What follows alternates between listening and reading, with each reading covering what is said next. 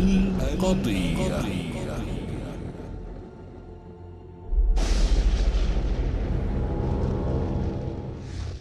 السلام عليكم. ذكرت في الحلقة السابقة أسباب روسيا في الصراع مع الشراكسة وسعيها لاحتلال أراضي القفقاز وطردهم منها.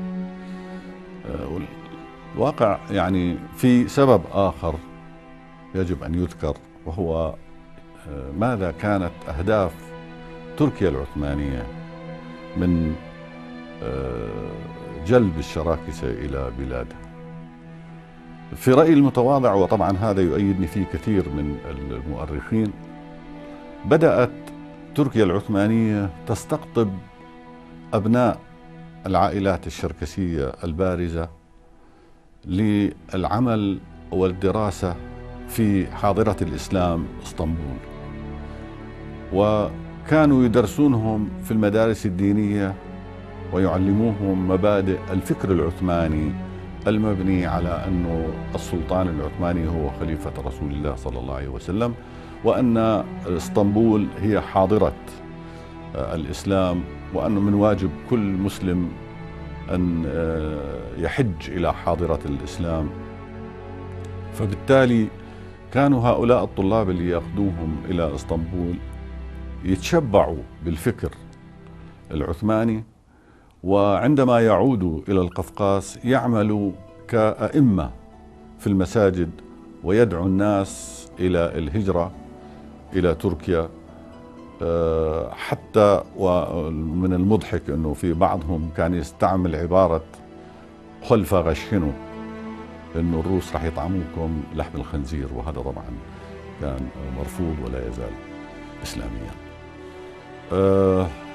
هدف السلطنة العثمانية من استدراج الشراكسة كان له شقين. الشق الأول عسكري، لأنهم بيعرفوا أنه الشراكسة مقاتلين أشداء، وكانوا بحاجة إلى كثير من العسكر في حروبهم مع أوروبا الشرقية ومستعمراتهم في البلقان ذاك الوقت، وأيضا في حروبهم مع الروس من جهة ومع الفرس من جهة أخرى. فكانت دوما بحاجة إلى جنود، وكان يجري تجنيد العسكر الشركس من ناحية لحظة وصولهم إلى الشواطئ، ويبقوا في الجيش بدون مدة محددة كسنتين أو 4 كما يحصل حاليا. اللي كان يظل في الجيش كان يقتل، أو إذا كان طال فيه العمر يصير جنرال وهو القمة. الناحية الثانية كانت السلطنة العثمانية ترغب في زراعة الأناضول وممتلكاتها في الشرق الأدنى، مثل الأراضي السورية وسوريا الكبرى اللي بتضم الآن الأردن وفلسطين ولبنان. فكانت تعرف أنه الشراكسة أيضا مزارعين يعني على مستوى جيد من الخبرة، فكانوا يعني هذا الأسباب الرئيسية. طبعا الذين بقيوا في القفقاز ما كان حظهم أفضل، وهم القلة اللي لا تبلغ 10%. من منهم أجبر على البقاء في مكانه، ومن منهم هجر إلى مناطق المستنقعات. صار عليهم ظلم شديد، وكانوا يمنعوا من ممارسة حقوقهم الرئيسية، مثلا إلغاء، لما قامت القيصرة الروسية بإلغاء المحاكم القبائلية اللي درجت عليها قبائل الشراكسة على مدى مئات السنين، وأيضا حرمانهم من الكثير من أراضيهم.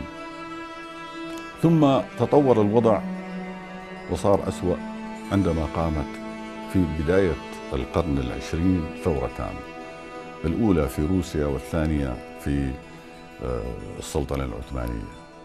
الأولى أدت إلى قيام الشيوعية، وصحب ذلك حرب أهلية في روسيا بين الحمر والبيض دامت 3 سنوات، وأدت إلى مقتل 3 ملايين روسي، أكثرهم من الفلاحين والجنود والبسطاء. ونتيجة لذلك صودرت أملاك الشراكسة وعهد فيها لإدارتها إلى الكولخوز والسوقوز، وأخذ القادرون على العمل إلى معسكرات تاركين خلفهم غير القادرين على العمل من العجائز والختيارية، وكان ذلك طبعا يسبب لهم مشاكل كبيرة جدا.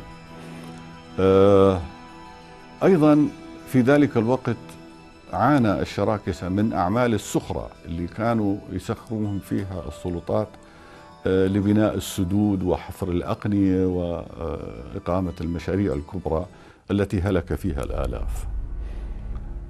تميزت هذه الحقبة أيضا بفقدان الحرية الشخصية وفقدان الكرامة. كان السبيل الوحيد في بدايات الحكم الشيوعي للتقدم هو الفساد أو الوشاية، بحيث أنه يعني يصعدوا كانوا على ظهور بعضهم بعضا، والذين يريدون أن يصعدوا كانوا يصعدوا على جثث الآخرين. من كان يقبض عليه كان يعدم لأقل جريمة وينفى أهله إلى الجولاج. أثناء الحرب الكونية الثانية اللي سموها الحرب الوطنية الكبرى، بعض الشراكسة الشباب حبوا أنهم يخلصوا من الحكم الستاليني البغيض، فانضموا إلى الألمان، وهذول كان يعني مصيرهم سيء جدا.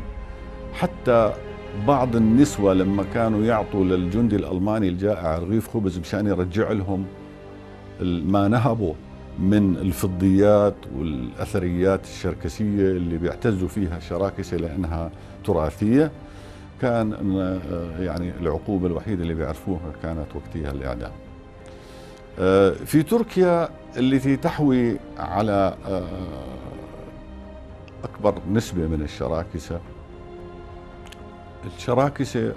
شاركوا في حرب التحرير، وقتل منهم من قتل وتميز منهم من تميز، حتى برز قائد جنرال شركسي اسمه تشركس أدهم، أي أدهم الشركسي.